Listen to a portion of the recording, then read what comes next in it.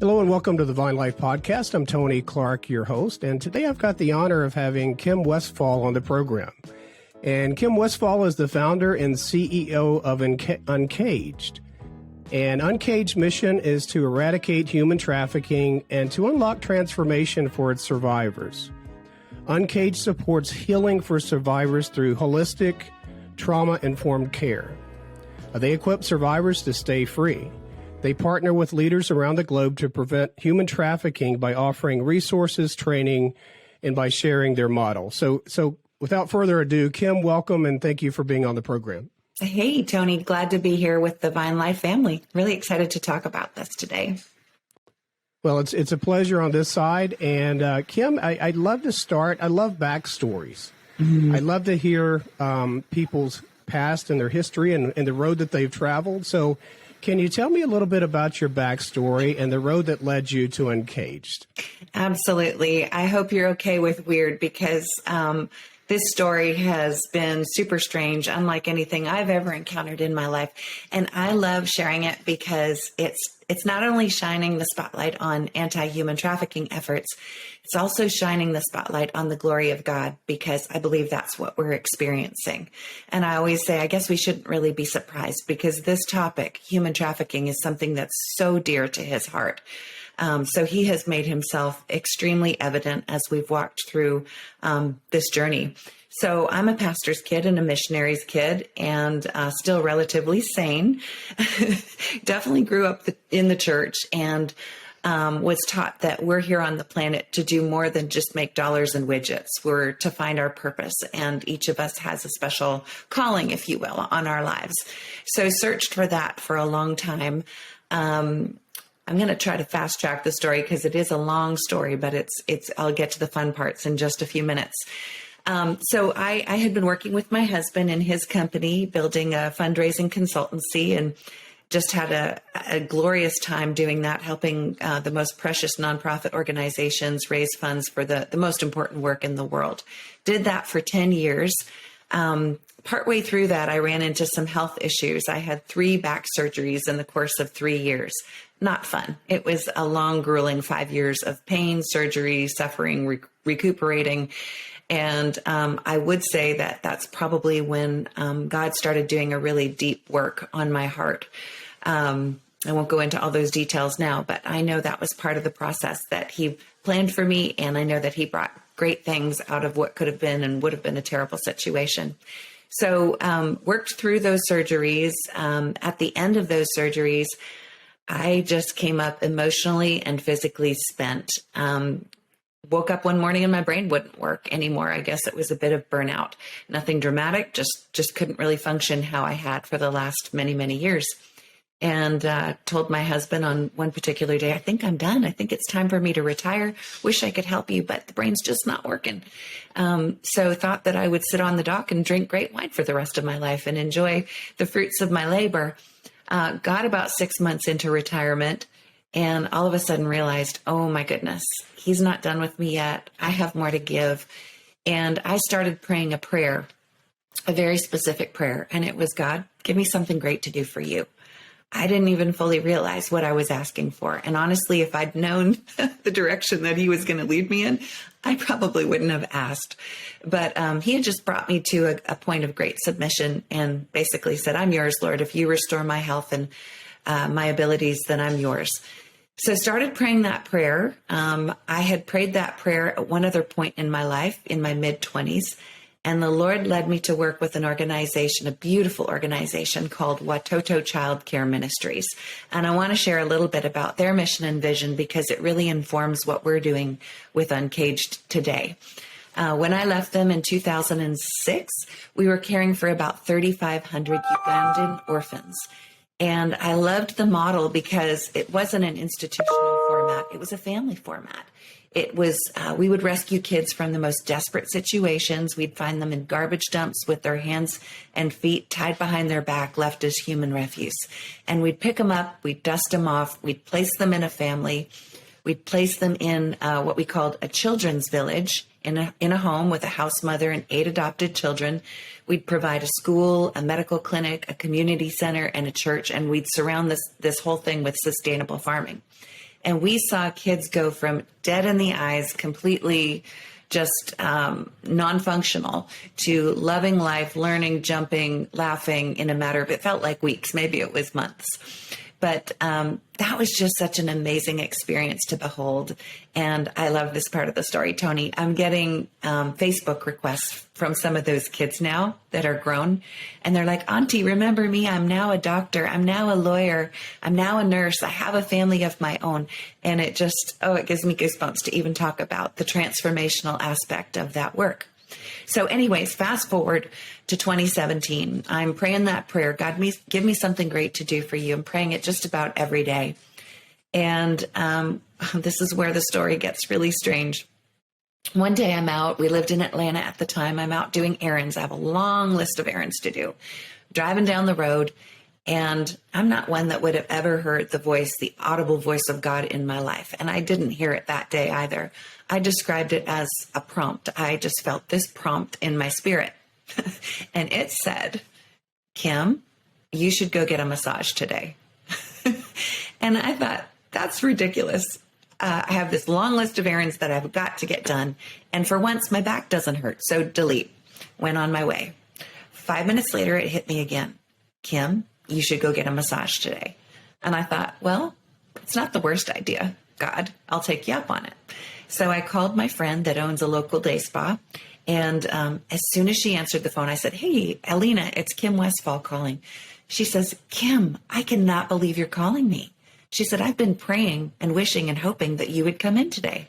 I was like, okay, that's weird. Do you have a last minute opening? She said, I sure do. Can you be here an hour? I walked in an hour later and she hops up from behind the desk. She's got this huge smile on her face. Keep in mind, we don't really know each other. It's kind of a kindred heart connection, kindred spirit connection. I know she's a believer. She knows I'm a believer. That's about it. We've never had lunch together. We don't know the details of each other's lives.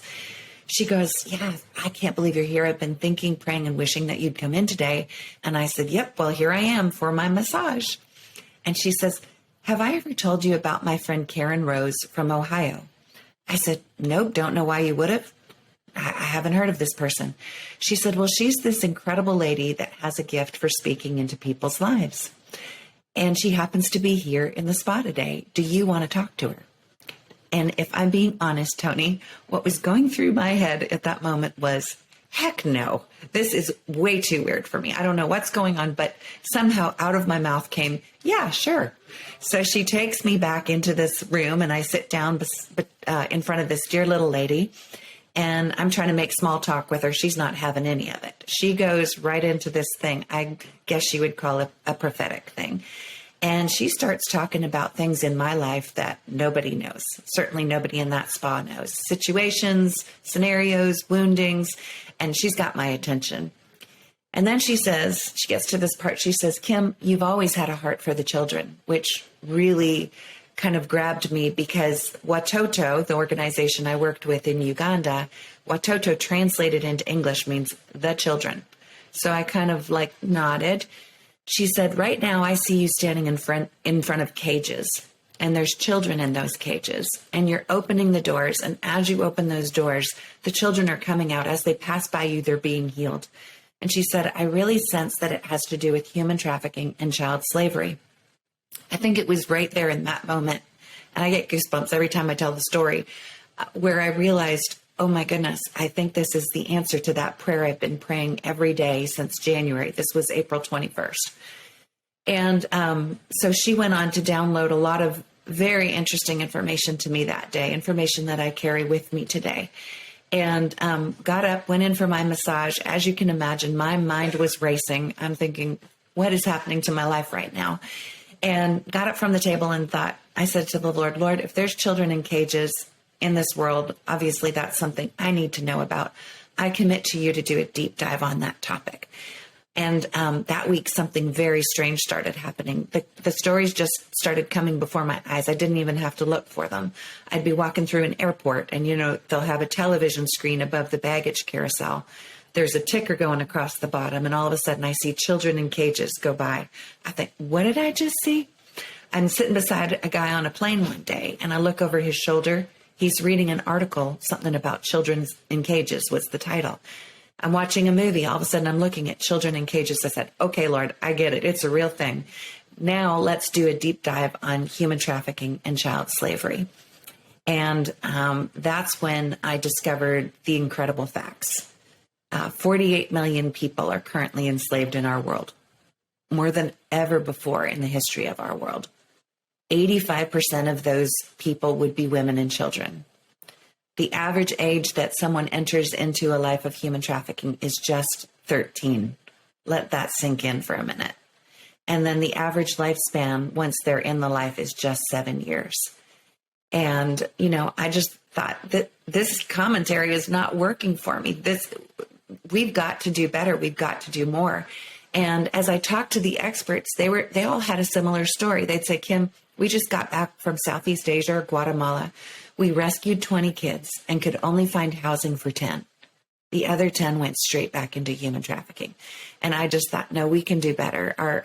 We have the capability to do so much more.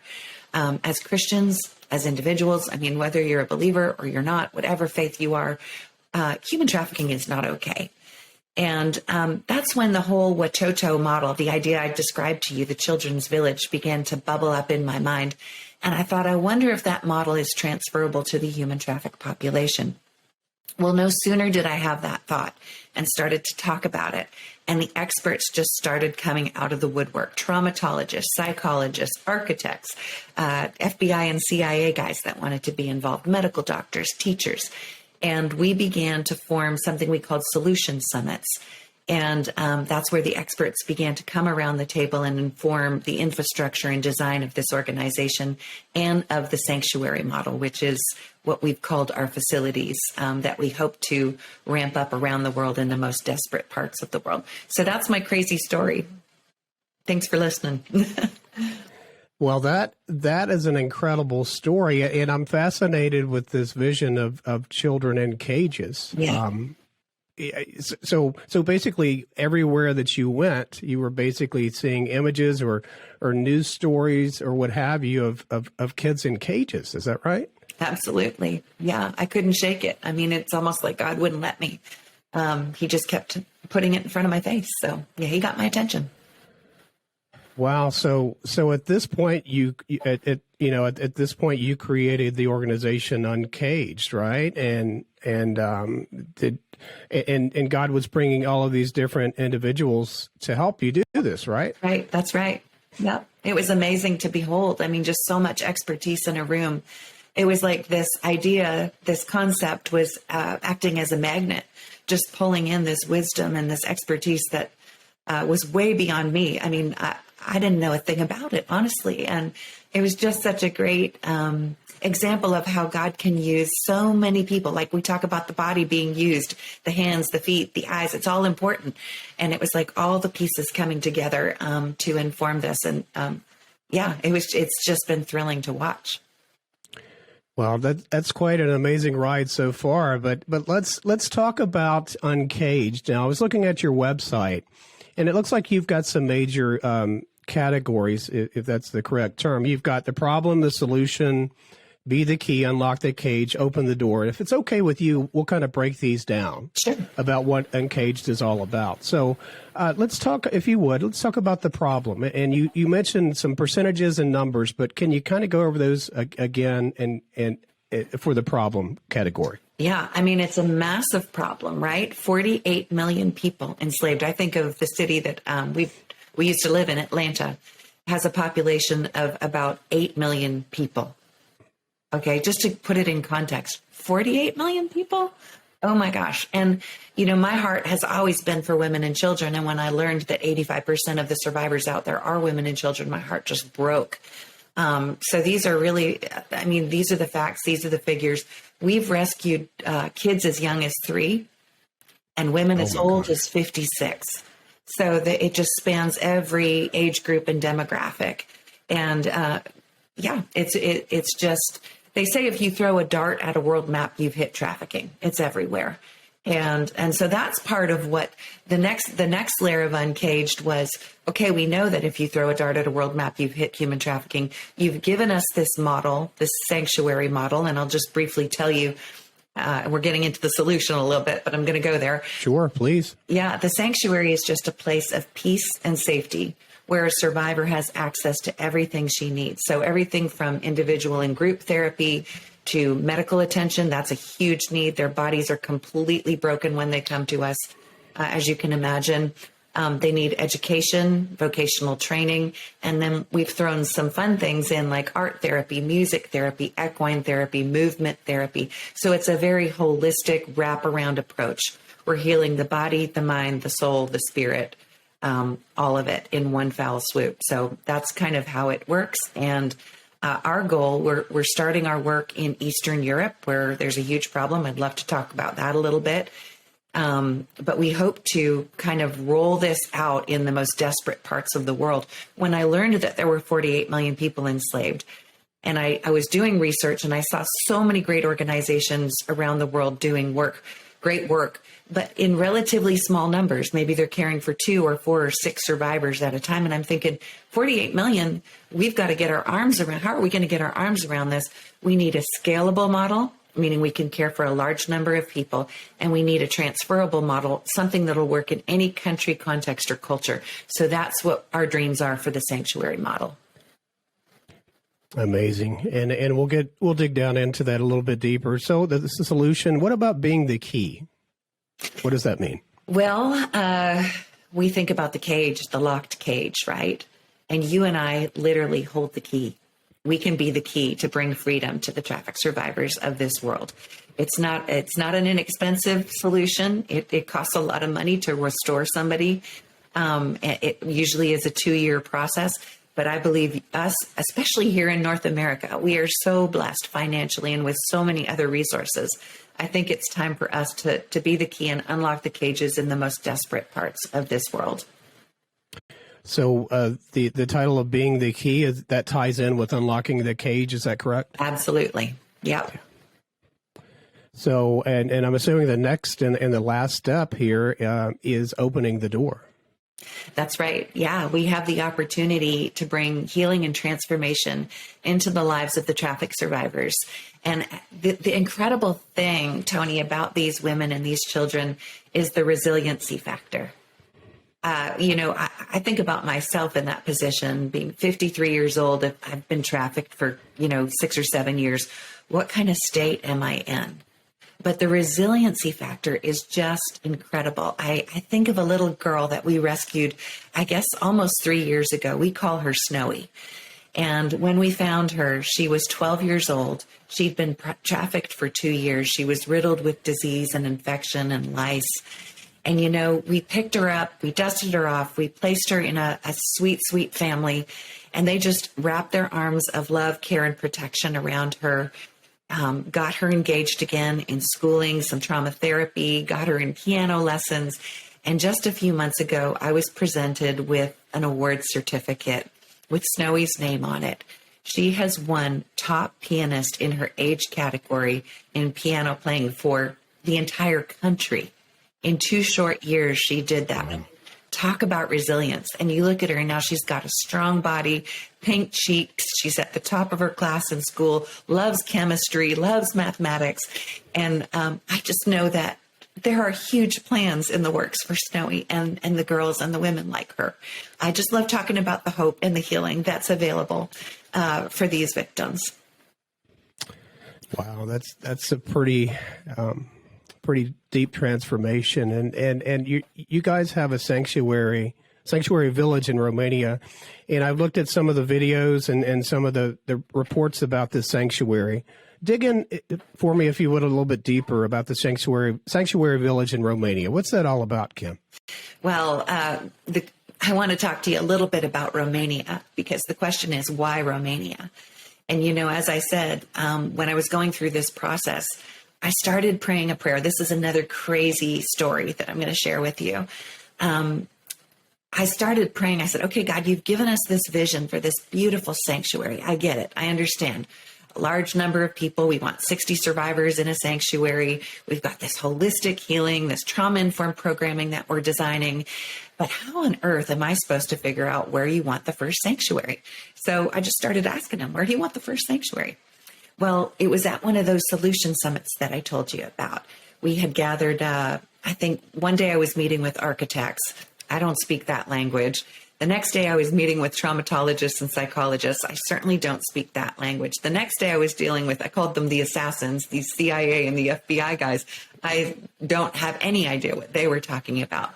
Well, it was partway through that meeting and I felt like my head was about to pop off, and I stood up and I said, "Hey guys, can we take a 20-minute break?" We held it in Southern California. And they said, sure. So I did my favorite thing. I walked out to the ocean. I turned right. I went to the end of the path. I found my favorite bench. I sat on the bench and I said, "Hey, God, you've got the wrong girl. This is way too much, way too hard. I have no idea what those people are talking about. So this is your opportunity to bail on me and find somebody that can actually do the job." And I was waiting for that lightning bolt moment. I wanted him to go, you are released, Kim. Proceed with your retirement. But that didn't happen. I sat on that bench for about 10 minutes, just waiting and waiting, and he was silent. Well, keep in mind, for the 2 weeks prior to this moment, I had been praying that prayer. Where do you want the first sanctuary? So I'm walking back to the meetings. I got to, put on my big girl panties and get back in there and get through these meetings, and we'll have this conversation later, God. So I get up and I'm walking down the path, and all of a sudden I feel that little prompt in my spirit again, and it says, "That's for you." And I look down on the path, and there's a 2-foot aloe leaf with a word carved in it. The word is Romania. And I'll send you a picture of that leaf. Wow. Yeah, I'll send you a picture of that leaf so you can post it on this podcast and people can see with their own eyes. And honestly, Tony, at that moment, I was so overwhelmed with everything that was going on in these meetings. I didn't even realize he was trying to tell me where he wanted the first sanctuary. So luckily I had my wits about me. I took a picture and just kind of hid it in my heart. Honestly, I forgot about it, went on my way, got through the meetings, went back to my home in Georgia. 3 days later, I'm sitting at my dining room tables, checking email, and I get email from a friend, and she kind of knew what I was up to. She's also in the anti-trafficking world. And she said, "Kim, for some reason, I feel really compelled to introduce you to a gentleman, a friend that I met 7 years ago. His name is Benny Loop. He runs an organization called World Teach, and he's in Romania." And that's when the sirens started going off. I was like, oh my goodness, the leaf. I'd totally forgotten about it. Opened my photos, went, my gosh, what is happening? What is happening?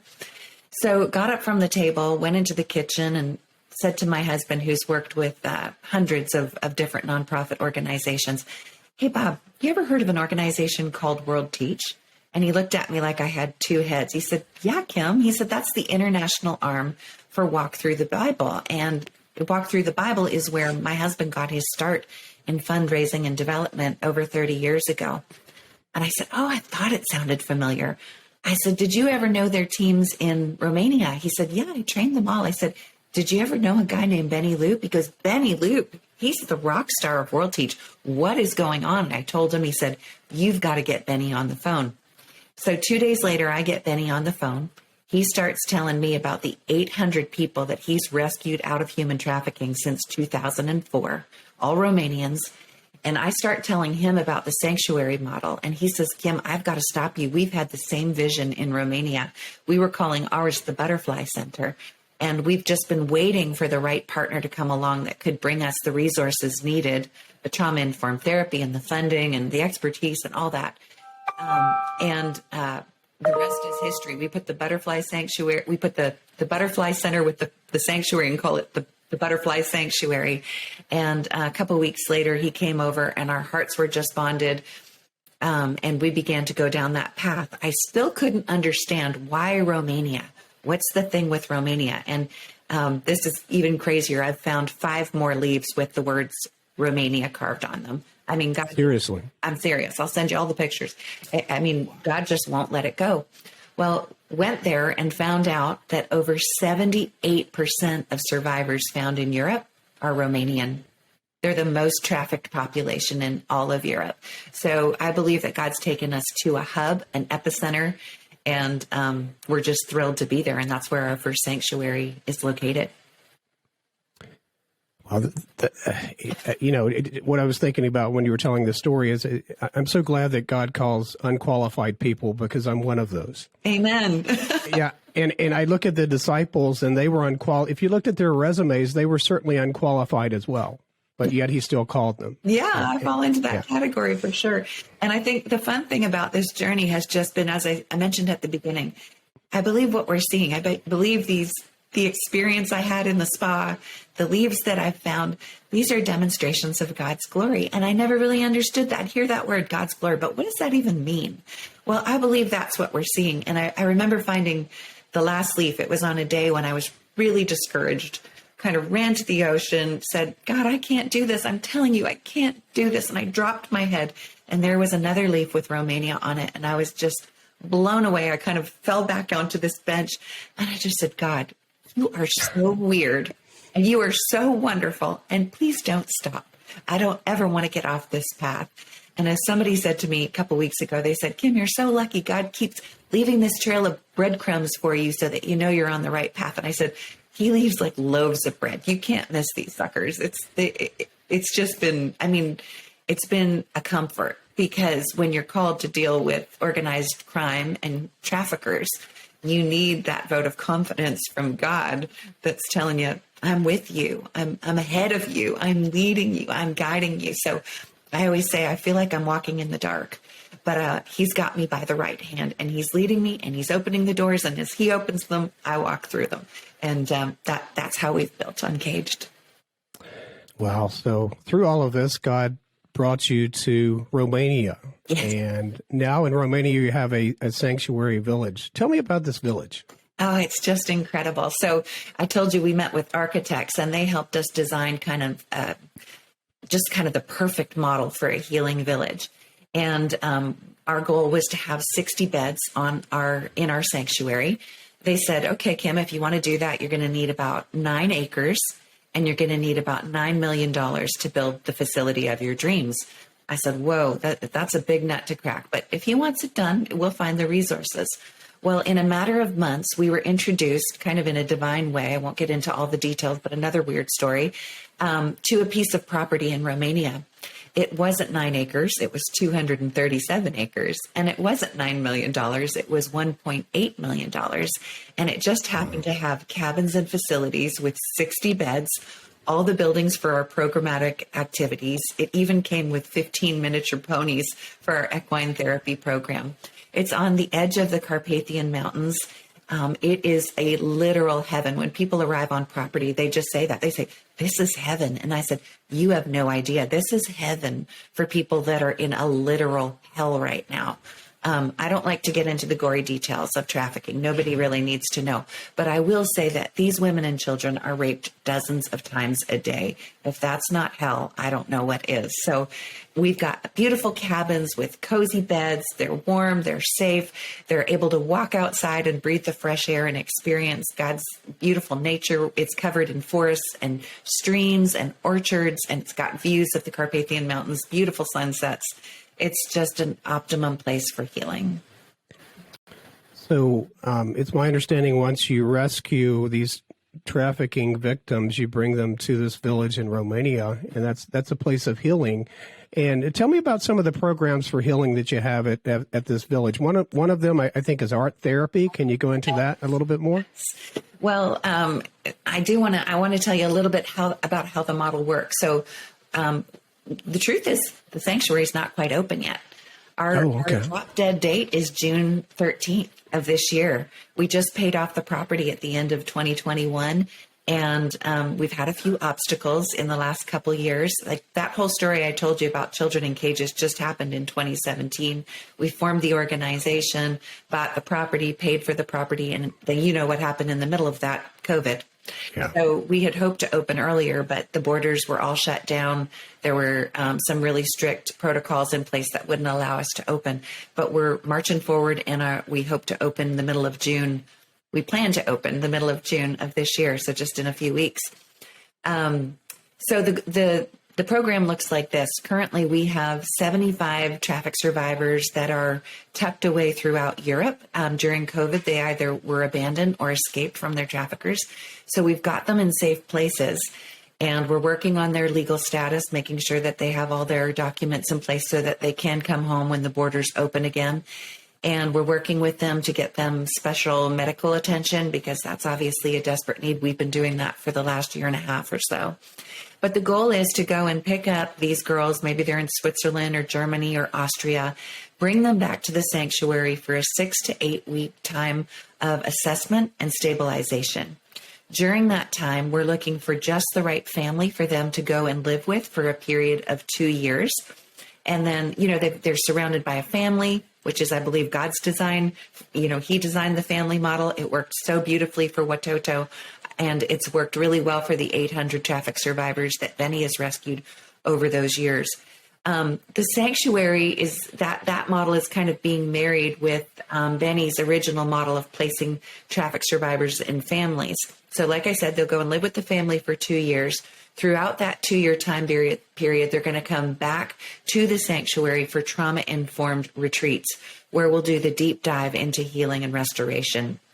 And the psychologists and the traumatologists really are on board with this model. They're very excited about it. They said, Kim, if you were to bring those girls, tuck them away at the sanctuary for 2 weeks or 2 years, and tried to reintegrate them into society at the end of 2 years, it would be next to impossible. It's kind of like living in a bubble, and then you try to go reintegrate into the real world, and it's a real challenge. It's really a weak point in many of the strategies that have been used in the past. So they love the fact that the girls are almost immediately being reintegrated into a healthy society, coming back for their trauma-informed therapy. And the wonderful thing about the program that our clinical director, Dr. Vanessa Snyder, has designed and is employing in the next couple of months is this. They're surrounded and just sort of embedded in 24/7 trauma-informed therapy. They don't know that they're in therapy because they might be, riding a horse or painting a picture or doing some movement therapy, but they're actually receiving therapy almost like 24/7, and it expedites the healing process. And personally, I feel like they deserve it. They deserve to, we need to find the quickest method of healing. They've wasted enough time, right? They've had years of their lives stolen from them. So let's bring them back as quickly as possible so that they can be reintegrated as sustainable human beings that have jobs and careers, and they can sustain themselves and their future families. So that's the big goal with the trauma-informed therapy at the sanctuary. It sounds like an amazing program. And once you guys get running on the ground in the village, the sanctuary village in Romania, it's like I think a lot of doors are going to open for you guys, it sounds like. And there's going to be a lot of healing and a lot of restoration at that sanctuary village. Oh, we're counting on it. Right now we are installing a ropes course. And we did a pilot program a couple of years ago here in the States with some traffic survivors. And Dr. Snyder was really big on the whole ropes course thing. And I didn't quite understand it. I was like, really, a ropes course? What's that going to do? But the day that we worked on the ropes course, the first day we worked on it, I walked out and just sort of stood there as a bystander watching things unfold. I want to tell you what happened. It was really encouraging. So we broke our survivors into groups of 4. One had to put on a blindfold. The other 3 had to guide her through the ropes course. It's a low ropes course, physically moving her from place to place and helping her through to the end. Then they brought her back to the beginning. This time they had to move her through the ropes course, but they couldn't touch her. They had to just use their words. And they guided her through the ropes course. And I was standing there at the end, and she takes off the blindfold and she goes, well, before this exercise, I knew I couldn't trust anybody in the world. Now I know I can trust at least 3 people. I said, sold, we're getting the ropes course. So that's being installed right now. And I'm just so excited about what that can do for survivors. We just went and participated in equine therapy training with a deer partnering organization called Mustard Seed Ranch. They're teaching us the basics, and just to see what can happen between a survivor and a horse, the transformative qualities that therapy has. It was unbelievable, just boosting confidence, boosting trust, creating relationship. It was amazing just to witness kind of the biofeedback that's happening between the individual and the horse. So we have really huge hopes and huge dreams for these different modalities or forms of trauma-informed therapy. Well, and I can see going through that. I can't relate to it, but I can only imagine that going through that tragedy of life and those horrible things that happen to you, you lose total trust in humanity. I can't. It would be so hard. I'm imagining to trust anyone ever again. But you guys are reinforcing that trust again slowly, it sounds like. So that's building bridges of trust. That's a huge part of it. And just confidence. I mean, to watch the girls, the survivors at our pilot retreat, pick up art like paintbrushes. And it was mind-blowing, the beauty that they created. No experience, never done it before, sat there. And I mean, the artwork was absolutely stunning. And to see their faces, their mouths just kind of drop open and look down at them and go, I did that? Just the confidence. And then the cool thing that I've learned from our clinical director is that when we're working hand-eye coordination, detailed hand-eye coordination, it physically reduces trauma in the brain. So that's like part of the art therapy thing. That's what's happening. It's physically reducing trauma in the brain. So we want to do a lot of those kinds of activities with the survivors. Amazing. Love it. Kim, I was looking at your website, and certainly the Ukrainian war that's taking place now. You're talking about on your website that there's a lot of trafficking going on there, but you guys have what's called an interceptor program. Yes. Tell me a little bit about that, if you would. Well, the cool thing about the Ukrainian war, I guess it could be considered a silver lining, is that it's really shining a spotlight on human trafficking in that region. The governments weren't real interested in, doing anything about it up until recently. But the day that the war broke out, our team received a call from a high-ranking government official in Romania. There's about 6 borders that border Ukraine in Romania. And he said to our team, I'm really concerned about what's going to happen in the area of human trafficking with this war.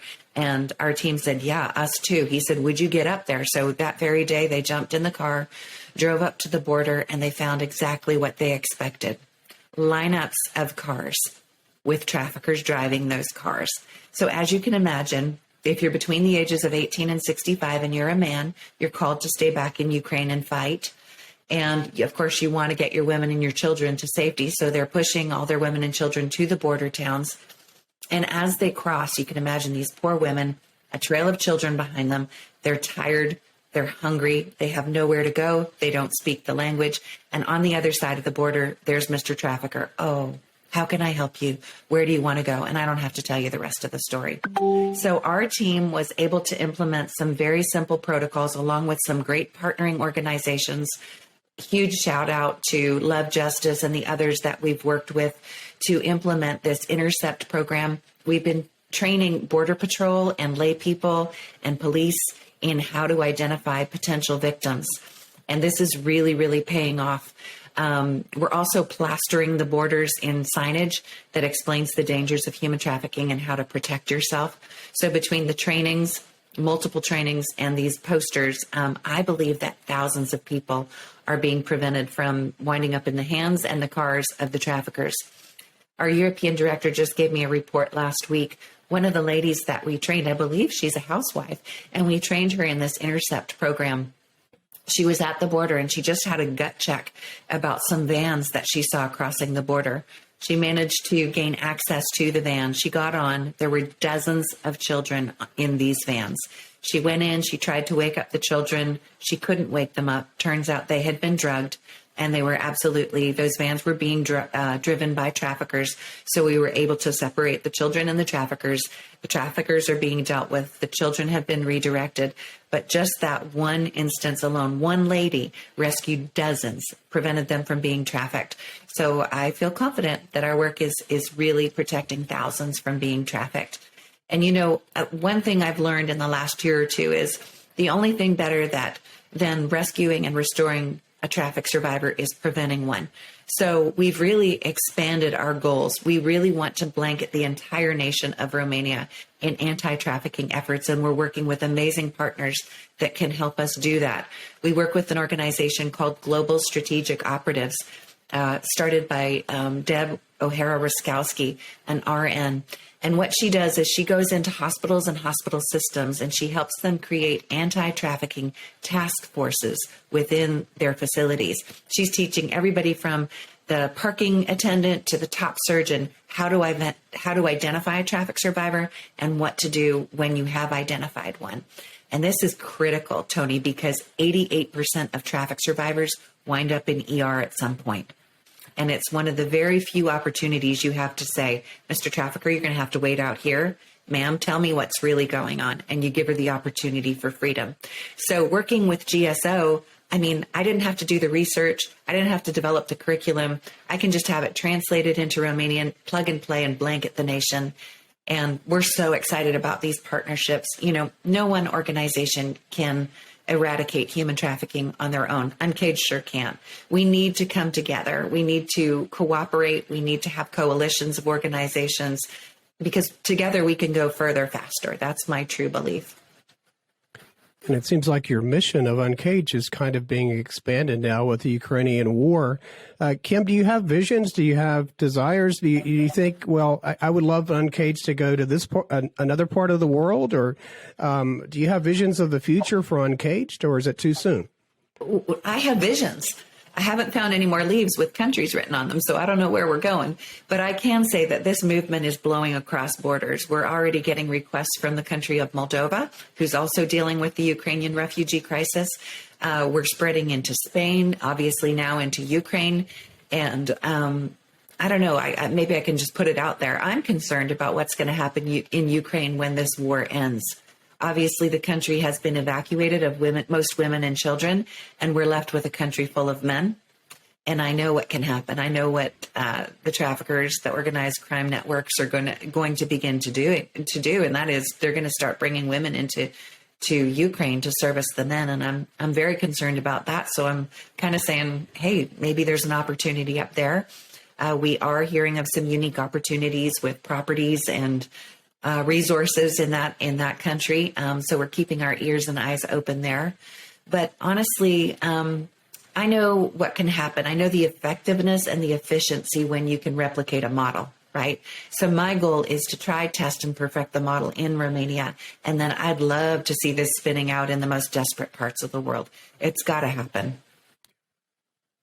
It does. And the research that I did on human trafficking from looking at your website, it's blown me away. And I think that here in America, we're in a danger. And I want you to speak to this, of thinking this could never happen in my hometown. Does it happen in our hometowns in the good old USA? Absolutely. I mean, like I said, you throw a dart at a world map and you've hit trafficking. And North America is not exempt from those statistics and that fact. It's happening everywhere around us. And the thing about America, I mean, I love America. My heart and my life is in America, but we are extremely well resourced in America. We have hundreds of shelters for traffic victims in this country, and I support them. I'm so thrilled that those places are out there. But I look at a country like Romania that is so severely under-resourced, where we have hundreds, they have a couple. And so I just think that us as North Americans, we're generous people, we're resourced people. Let's go to the places in the world that really desperately need our help. Places like Romania, where 78% of the traffic survivors, from Europe are found. Let's at least educate them on the dangers of that. Let's help them be healed and restored. We hold the key. Yeah, and it seems like you're meeting the need in the most vital areas right now of the world, where they have little resources to provide, the trafficking rescue, if you will. Yeah. Kim, can you speak to those folks that are Christian for a moment? Speak to the church, if you would. What's the need to put our faith in action to support organizations like Uncaged? What's the need there? Gosh, we need you involved in any way, shape, or form that you're willing to give. Of course, well, let me just say, if you're a believer and you're asking yourself, what does trafficking have to do with me? I have 2 chapters that I'd love for everybody that's listening to this podcast to read tonight when you're laying in bed. Just open to Isaiah 61 and then turn to Isaiah 58 and read that with the perspective of traffic survivors in mind. In fact, we've done a Bible study that if anybody wants that resource in their hands, just send us an email at info@uncaged.org, and we'd be happy to provide you with that Bible study. But the thing I love about Isaiah 58 is God tells us exactly what he wants us to do: rescue the captives, free the slaves. He tells us exactly how he wants us to do it. I'll let you read up on that yourself. And then the most thrilling part of this is he tells us our rewards if we do what he's asked us to do. It talks about how he'll give us strong muscles and bones, and how our lives will be bathed in sunlight, how we'll call out to him and he'll say, here I am. He'll make our paths straight. And I don't know about you, but it gives me chills just to think about it. Like, why wouldn't we want to do what he's asked us to do? If you're a Christian and you're saying, what does trafficking have to do with me? It's your Father's heart. It's something that he's incredibly passionate about. He is not okay with people being trafficked. And if you're a follower of Christ, neither are you. So people often ask me, how can we help? Well, obviously, this is not an inexpensive endeavor.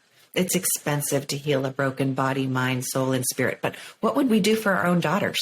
We'd invest in them, right? There's no amount of money that I would cap it off at if it was my own daughter, right? I'd do everything and anything I could to see her restored. So I think investing in local or international nonprofits that are addressing this issue of human trafficking, that's critical. It's a worthwhile place to invest. You're going to get great ROI on your investment in the lives of human traffic survivors. I think of the women and the children like Snowy that I talked about earlier. I'm thinking about one in particular who has now been restored and started her own business and is, making it through this life, and now is going back and investing in other survivors. I even had a couple of traffic survivors head up to the border a few weeks ago, and they're up there helping old women off buses, feeding babies, walking pets, caring for the refugees. And I think that we're creating an army of traffic survivors that are going to come out and change the world. It's a great investment. And then if you're a believer, pray for us. I mean, we need, and I've been asking people to pray for 3 Ps: provision, protection, because let's face it, we're dealing with traffickers here and they know what we're up to. We hear from them all the time. And then people. We're in the midst of really hiring up and staffing up at the sanctuary in Romania. So provision, protection, and the right people. That's what I'd ask you to pray for Uncaged. So I think those are the 2 best ways that people can invest. Certainly, if you have gifts and talents that would be of help to local agencies or international agencies, encourage people to get involved in that way too. There's a lot of business folks out there that have a lot of knowledge that we sure could use as we build and expand this model. Yeah, and absolutely. And I'll put all of the links below the video of how to support your organization, not only with prayer, but financially as well. I think that's truly, truly vital. Kim, I was reading through your organization's website and your materials. 2 words that kept coming up, and you spoke about these, are resiliency and transformation. Resiliency and transformation. Mm-hmm.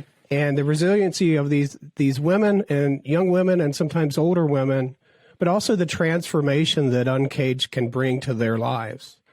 And just seeing some of your videos of the transformed lives, it's heartbreaking. And heartbreaking in a good way, because you see joy, you see a transformed life, you see someone who was thrown away physically, but yet through your organization, God transformed them. Right. And he brought them out on the other side, and he's still healing them. So that's what we as the church should be about.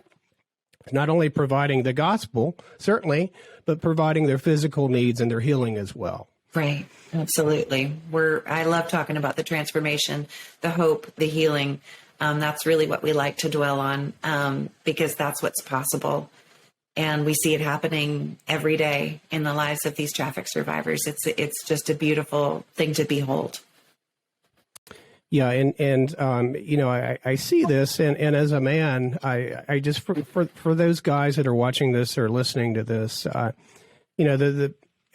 if something like this happened to my wife or my niece, my daughter, I would be out of myself. I would be irate. And the things I would want to do to that individual that did that would not be a biblical way to act. I hear you. But what I can do is I can pray for you guys. I can support you financially. Mm-hmm.